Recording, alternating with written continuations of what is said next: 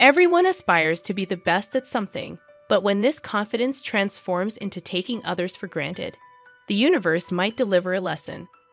Understanding that there's always someone better out there is the key to humility, which is what truly defines the strongest individuals. My name is Mina, and I've been married to my husband Thomas for 2 years. When we decided to tie the knot, Thomas warned me about his troublesome sister, suggesting she might become a burden. As an only child, the prospect of having a sister excited me. But Thomas's words also sparked anxiety and curiosity about the kind of trouble she could bring. Now, 2 years into our marriage, I fully comprehend and have experienced what Thomas meant. I was born into a relatively wealthy family where my father runs a mid-sized trading company. He is well-informed and progressive in his thinking. My parents always respected my decisions, creating an environment where I could freely explore my interests. The 2008 Lehman Brothers collapse, when I was just an 11-year-old elementary school student, intrigued me. Witnessing the significant impact it had on the world and Japan, I became fascinated by how a disruption in the flow of funds could cause a global panic. This sparked my interest in researching financial circulation. Naturally curious and apparently quite intelligent, my parents had me take an IQ test, and the results exceeded the normal range. As I delved into this newfound interest, many aspects became clear, but my curiosity never waned throughout middle and high school. Continuing my exploration of this topic, I pursued a major in college that allowed me to deepen my understanding. As I delved further, my eagerness to apply my knowledge led me to venture into day trading, encouraged by my professor, who highlighted day trading as an excellent way to experience capital flow firsthand. I embraced the challenge, aware of the need for careful management to avoid debt. My research efforts were extensive as I identified statistically favorable stocks for day trading. Armed with a modest sum from all the allowances I had saved up, I engaged in buying and selling the same stock within the same day, with the goal of capitalizing on quick results. My predictions proved accurate, and though the initial increase was modest, I steadily grew my funds by repeating this process and gradually increasing my investment. In a year, I managed to amplify the initial amount by more than 50 times. While the sum may not have been significant on a larger scale, my primary concern wasn't about the magnitude of the achievement. What mattered most to me was whether the answers I had derived from my research were correct. During my university seminar, I encountered a student named Thomas, known for his analytical skills. Our shared perspectives on various topics drew us close, and after graduation, despite my initial plan to join my father's company, Thomas proposed an alternative path. He identified a job at a foreign investment firm, a proposition he presented on the day of our graduation ceremony. Following a celebration, Thomas confessed his feelings, and without hesitation, I said yes.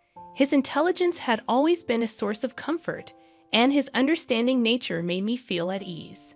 As we both embarked on new journeys, gaining experience, our relationship continued to strengthen. Inspired by the concept of trade at my father's company, I dedicated myself to researching foreign companies to gain an advantage in negotiations and established a robust foundation for our deals. Thomas, with his inherent analytical skills, excelled in identifying profitable investment opportunities, earning high praise within his company. Despite our busy schedules, we maintained our connection through dates that provided refreshing breaks before diving back into our respective work. Over the 5 years of our relationship, we became indispensable to each other, evolving into a reliable support system. Deeply immersed in our exciting careers, we decided it was the right time to take the next step. Thomas proposed, expressing his desire to spend the rest of his life with me. Without hesitation, I accepted his proposal, eager to begin our life together. However, when it was time for a family meeting, Thomas disclosed something important about his sister, Alice. According to Thomas, Alice, his sister 2 years younger, was known for being challenging. He cautioned that she might cause some discomfort or inconvenience. Alice, exceptionally bright from a young age, developed a competitive spirit, looking down on others, including Thomas, whom she considered inferior. Even though Thomas was regarded as a prodigy, Alice claimed superiority, joining a rival investment and consulting firm to compete with him in her career. Thomas was worried that his engagement might affect Alice's pride, as she always sought to prove herself superior. Having no close friends and seemingly without a significant other, Alice appeared to harbor insecurities, masked by a brave face. Thomas was concerned about how she might react, fearing that she would intensify her efforts to demonstrate her strength in the face of our engagement. Attempting to reassure Thomas with a light-hearted "it's okay" proved ineffective, as his worry seemed unending. This only heightened my curiosity about his intense sister, Alice.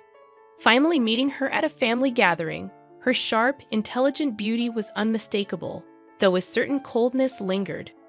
Whether that was intrinsic to her nature or a result of my preconceived notions, I couldn't discern. Thomas's parents, in contrast, were kind and humorous, putting me at ease about getting along with them. However, beyond the initial greeting, Alice remained silent, merely eating her meal while scrutinizing me as if assessing my worth. After the meeting, as everyone was leaving, Alice pulled me aside. Curious about the person I would be, she expressed disappointment, dismissing me as just a girl who secured a job at her parents' company and likely slacking off. She asserted her financial prowess, claiming to move large amounts of money and make significant profits, placing herself on a level far superior to mine. According to Alice, Thomas settling for someone like me was disappointing, and she concluded by stating that today's gain was realizing how much I fell short of her standards.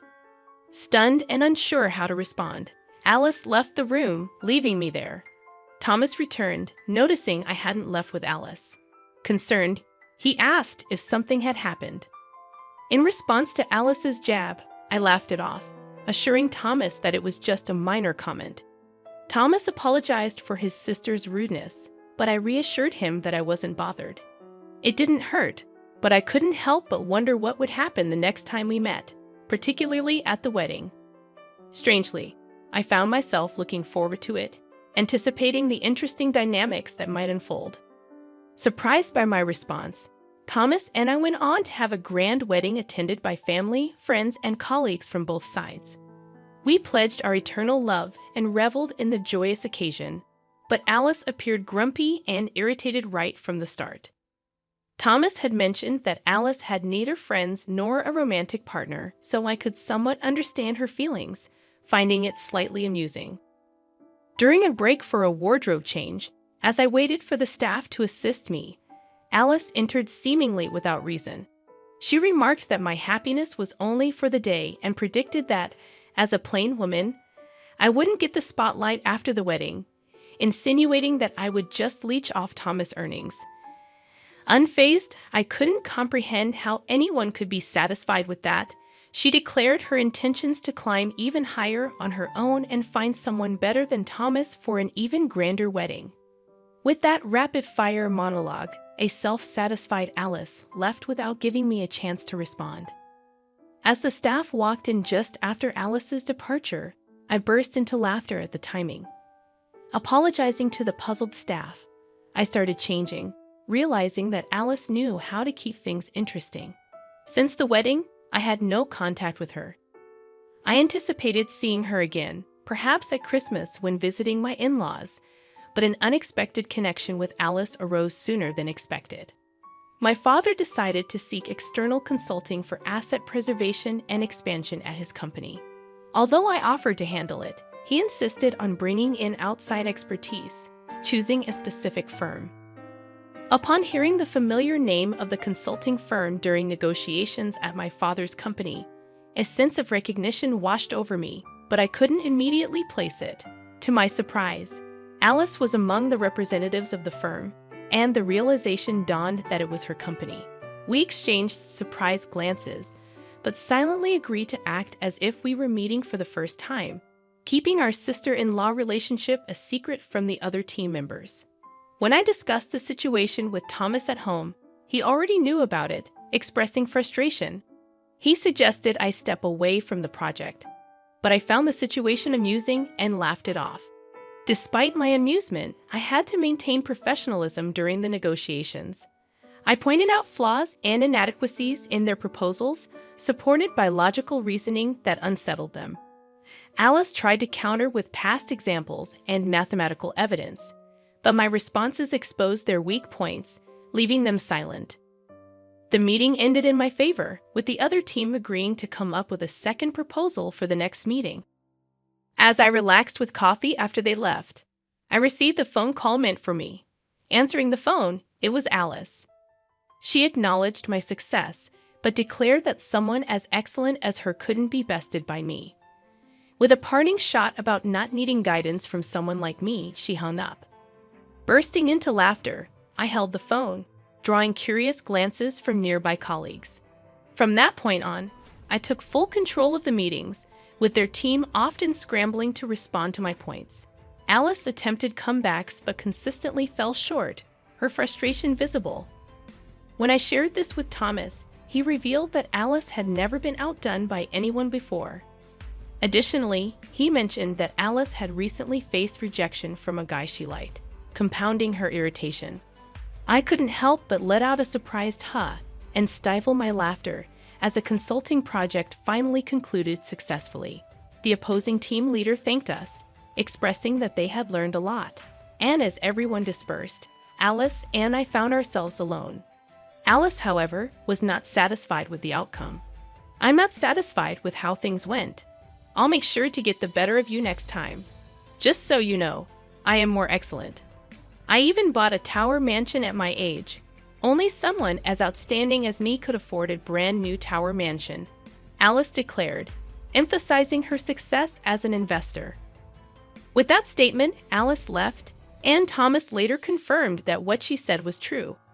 Alice had indeed found success as an investor and recently bought a tower mansion to live on her own. While acknowledging her undeniable talent and the achievement within her reach, I genuinely wanted to congratulate her. A few days later, on the weekend, I had some business at a tower mansion. As I stopped at a certain mid-level floor, a door opened, and a resident stepped out. The resident and I locked eyes and both exclaimed in surprise. It was Alice. "Why are you here? If you're not invited to the party, did you come to clean?" I questioned. It seemed that today was the day of Alice's celebrity home party, as she had mentioned. "Not at all. I'm here to deliver something to an acquaintance on this floor." "You have an acquaintance here, and you came down from where?" Alice replied. "Well, my home is on the top floor of this mansion. Naturally, I had to come down." I countered, reminding her that she and Thomas lived in a single-story house because Thomas couldn't handle heights. Alice revealed that the tower mansion was her office and workshop. As we argued loudly in the hallway, a voice behind us asked, "Alice, what's going on?" Alice turned and said, "Sorry, Senior." The woman who had spoken and 3 other women looked at us with concern. "I apologize for not greeting you downstairs. I was just dealing with..." Alice seemed at a loss for words. The woman Alice called Senior looked at me, searching her memory, and exclaimed in surprise, "Aren't you Maya?" Alice was visibly confused. The senior explained, "Don't you know? This is Mrs. Mia, our new external board director starting this month. She's also known as the investment goddess whom Alice admires." Alice was speechless at this unexpected revelation, and the senior continued, "Also, she owns a significant share of your company, which made her a board director." Alice was overwhelmed by this unexpected turn of events. The senior added, "Alice, while extremely talented, has a poor reputation regarding teamwork and attitude towards colleagues. If she can't improve, she can't continue working in her current role." Alice was already knocked out by the harsh reality, kneeling and collapsed on the floor. Later, Thomas told me that Alice, once a fierce wolf, had become a small dog. It seemed she finally understood that there's always someone above her. Reflecting on my previous attitude, I felt a bit guilty for finding it all so amusing. Alice has become a lesson for me to never underestimate anyone and to treat others with respect. Thomas apologized for not being more involved in these events, But it's not his responsibility at all. His concern showed his good nature, and I love him all the more for it. My current hope is to start a family with Thomas soon. I can't wait to enjoy life as a family of 3. If Alice changes her mindset and broadens her perspective, she'll surely find friends and a partner soon. One night, I had a dream of a family of 3. And by the end of next year, we'll be a family of 5, triplets from the Cabbage Patch. I woke up sweating but couldn't help laughing at the prospect.